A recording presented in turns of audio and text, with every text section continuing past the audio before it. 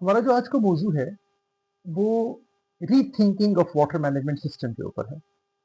आपको याद होगा जब 1950s के अंदर पाकिस्तान नया नया बना था तो वहां पे वाटर अवेलेबिलिटी पर पर्सन जो थी वो तकरीबन 5230 क्यूबिक मीटर पर पर्सन था। So what does this number means? Actually इसका मतलब ये है कि एक आदमी की जो बुनियादी ज़रूरत है, चाहे वो पीने के लिए है, चाहे वो डोमेस्टिक यूज़ के लिए है, चाहे वो उसकी एग्रीकल्चरल एक्टिविटी के लिए है, वो तकरीबन कोई 500 साढ़े 5,000 क्यूबिक वाटर के करीब थी, जो कि एक बहुत ही हेल्दी फिगर है।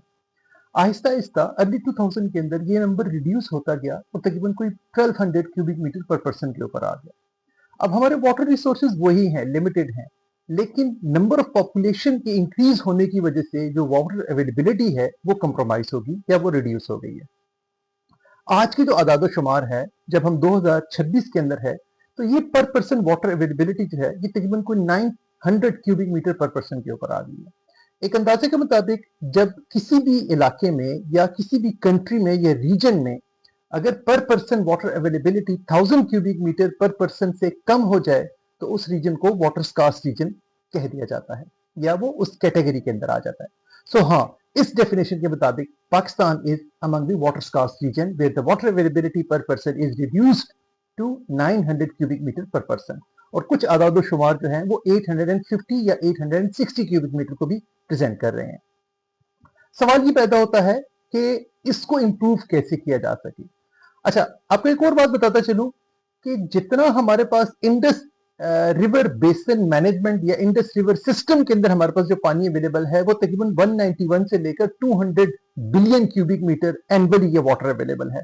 ये जो दो फिगर मैं आपको कोट कर रहा हूं ये प्लस माइनस इसलिए होता रहता है कि it really depends upon the climate variability. अगर बारिश ज्यादा होगी, पानी ज्यादा आ जाएगा आपके पास, टेम्परेचर हायर हो गया तो ग्लेशियर मेल्ट की वजह से भी पानी ज्यादा हो सकता है। लेकिन अगर किसी साल बारिश नहीं होती या कम होती है अपनी रिक्वायरमेंट से, तो उस साल के अंदर हमारे पास इंडस बेसिन के अंदर कम वाटर अवेलेबल होता है। दैट इज द रीजन कि मैं दो फिगर कोट कर रहा हूं।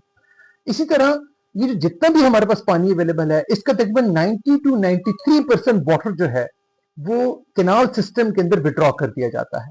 अब कैनाल सिस्टम के अंदर जब ये वाटर विड्रॉ किया जाता है तो मेनली ये एग्रीकल्चर पर्पज के लिए यूज किया जाता है as a surface irrigation system. इसके बाद यही कैनाल जो हैं ये डोमेस्टिक यूज के लिए भी वाटर सप्लाई करती हैं। अच्छा, एक और इंटरेस्टिंग बात आपको बताता चलूं मैं, हमारी जो कैनाल कन्वेंस एफिशिएंसी सिस्टम है वो तकरीबन रफली कोई 60 टू 65% है। सो एक अंदाजे के मुताबिक तकरीबन कोई 30 टू 35% हमारा वाटर जो है वो लॉस हो जाता है। अब ये इसको मैं लॉस कह रहा हूँ in terms of conveyance efficiency, लेकिन ऑन द अदर हैंड यही जो लॉसेज हैं ये हमारे ग्राउंड वाटर रिचार्ज के अंदर हेल्प आउट करती हैं।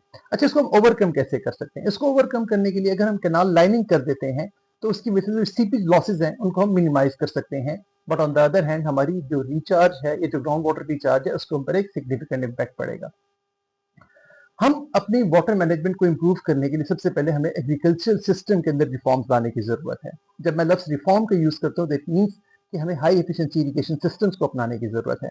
हमें ड्रिप इरिगेशन सिस्टम, हमें स्प्रिंकलर इरिगेशन सिस्टम, हमें सोलर पावर्ड ट्यूबवेल सिस्टम के ऊपर जाने की जरूरत है। एक बात आपको मैं बताता चलूँ, कुछ लोगों का ख्याल ये है कि सोलर पंपिंग की वजह से ग्राउंड वाटर टेबल के ऊपर इम्पैक्ट पड़ रहा है और वो क्विकली डिप्लीट हो रहे हैं या डिक्लाइन हो रहे हैं। ऐसा नहीं है। अगर आप इफेक्टिव आवर्स निकालें तो सोलर के तकरीबन कोई 4 से 6 घंटे बनते हैं और इसमें जब वो वाटर एक्सट्रैक्शन होती है वो डीजल या इलेक्ट्रिक पंप्स के आधे घंटे से 1 घंटे के बराबर होती है। हाँ, इंपॉर्टेंट बात यह है कि हमें नए सोलर ट्यूबवेल्स लगाने या नए ट्यूबवेल्स लगाने को डिस्करेज करना चाहिए। Whatsoever the number we have available, एक अंदाजे के मुताबिक पंजाब के अंदर इस टाइम पे 1.3 से 1.5 मिलियन ट्यूबवेल्स ऑपरेट हो रहे हैं। अब अगर इन तमाम ट्यूबवेल्स को हम सोलर पावर्ड कर देते हैं और किसी किस्म का हम डीजल या इलेक्ट्रिसिटी टैरिफ नहीं देते तो मेरा ख्याल है हम ग्राउंड वाटर डिप्लीशन को काफी हद तक कम कर सकते हैं। ये जो क्विकली ग्राउंड वाटर डिप्लीट हो रहा है, एक अंदाजे के मुताबिक इसकी जो रेशियो है वो तकरीबन 0.5 से लेकर 1 मीटर एनुअली है।